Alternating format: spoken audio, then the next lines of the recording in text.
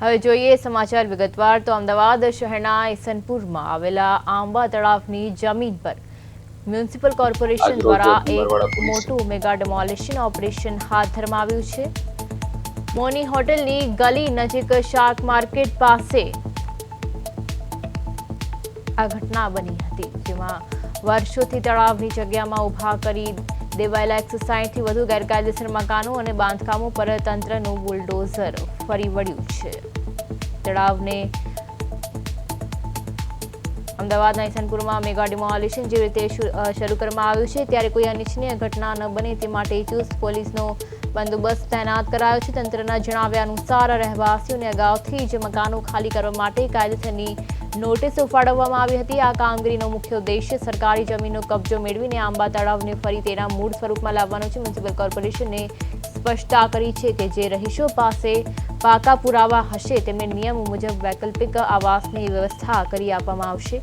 આગામી દિવસોમાં શહેરના અન્ય તળાવોને પણ દબાણ મુક્ત કરી ઊંડા કરવાની યોજના સાથે તંત્ર આ જ પ્રકારે કડક એક્શન મૂડમાં જોવા મળશે।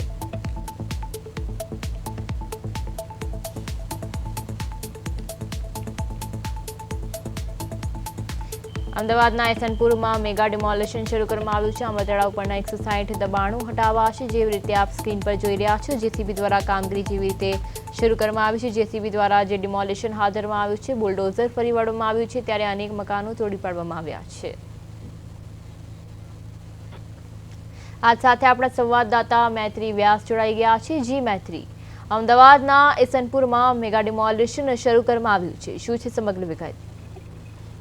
જી બિલકુલ પ્રિયા, અમદાવાદના ઈસનપુરમાં ગેરકાયદે બાંધકામો તોડવાની શરૂઆત કરવામાં આવી છે। રાજ્ય સરકાર અને કોર્પોરેશનની માલિકીના જે તળાવો છે તેમાં ગેરકાયદે દબાણ કરીને જે લોકો વસવાટ કરતા હતા તે લોકોને દૂર કરીને તળાવોનો જે કબજો છે તે લેવાની કાર્યવાહી અમદાવાદ મ્યુનિસિપલ કોર્પોરેશન દ્વારા હાલ શરૂ કરવામાં આવી છે। જેના ભાગરૂપે શહેરમાં જે પૂર્વ વિસ્તાર છે તેમાં દક્ષિણ ઝોનમાં લાંભા વોર્ડના ઈસનપુર વિસ્તારમાં મોની હોટલ પાસે જે ગેરકાયદે બાંધકામો હતા તે દૂર કરવાની અત્યારે કાર્યવાહી જે છે તે કરવામાં આવી છે। આંબા તળાવમાં મેગા ડિમોલિશનની કાર્યવાહી હાથ ધરવામાં આવી છે।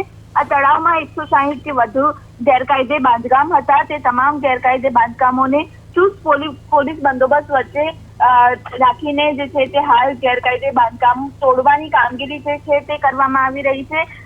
જે નાગરિકો અહીંયા વસવાટ કરતા હતા તેના પુરાવા હશે તો તેના આધારે જે છે તેના ફોર્મ ભરીને વૈકલ્પિક વ્યવસ્થા પણ કરી આપવામાં આવશે કોર્પોરેશન દ્વારા, તેવી પણ વાત કરવામાં આવી છે। હાલ જે છે તે 160થી વધુ જે બાંધકામો છે તેને દૂર કરવાની કાર્યવાહી કોર્પોરેશન દ્વારા હાથ ધરવામાં આવી છે, જેમાં પોલીસ બંદોબસ્ત પણ સાથે રાખવામાં આવ્યું છે। જી મૈત્રી, જેવી રીતે ત્યાંના સ્થાનિકો જેમના મકાનો તોડી પાડવામાં આવ્યા છે તેમનો કેવો આક્રોશ છે અને તેમની શું પ્રતિક્રિયા છે? જી પ્રિયા, 160થી વધુ મકાનો જે છે તે તોડવામાં આવી રહ્યા છે। ખાસ કરીને અમદાવાદ મ્યુનિસિપલ કોર્પોરેશન દ્વારા અગાઉ આ લોકોની નોટિસ પણ આપવામાં આવી હતી અને હાલ જે છે તે આ જે લોકો જેમના દબાણો જે દૂર કરવામાં આવી રહ્યા છે તે લોકો પાસે પુરાવા માંગવામાં આવશે અને જો આધાર પુરાવા હશે તો તેમને વૈકલ્પિક વ્યવસ્થા કરી આપવામાં આવશે તેવું કોર્પોરેશન દ્વારા જણાવવામાં આવ્યું છે। લોકો જે છે તેમના દ્વારા વૈકલ્પિક વ્યવસ્થાની જે માંગ કરવામાં આવી હતી તે બાદ કોર્પોરેશન દ્વારા આ નિર્ણય લેવામાં આવ્યો છે અને હાલ આ અંગે કાર્યવાહી કરવામાં આવી રહી છે। દબાણો જે છે તે દબાણો દૂર કરવાની કામગીરી હાલ ચાલી રહી છે। મૈત્રી, જેવી રીતે ત્યાં ચુસ્ત પોલીસ બંદોબસ્ત વચ્ચે આ કામગીરી ચાલી રહી છે, ત્યારે હાલમાં ત્યાં કેવી સ્થિતિ છે?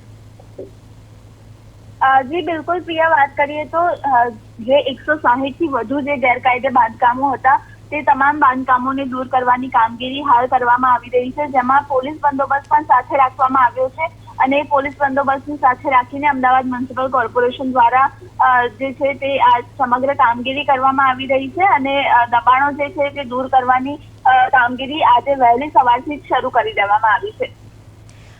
જી મૈત્રી, સમગ્ર માહિતી બદલ આપનો આભાર। તો જેવી રીતે તળાવને મૂળ સ્વરૂપમાં લાવવા માટે ઓપરેશન હાથ ધરાયું છે। અમદાવાદના ઈસનપુરમાં મેગા ડિમોલિશન શરૂ કરવામાં આવ્યું છે, ત્યારે 160થી વધુ મકાનો તળાવ પરના દબાણો જે છે તે હટાવાશે। આંબા તળાવને મૂળ સ્વરૂપ આપવા માટે આ ઓપરેશન હાથ ધરાયું છે।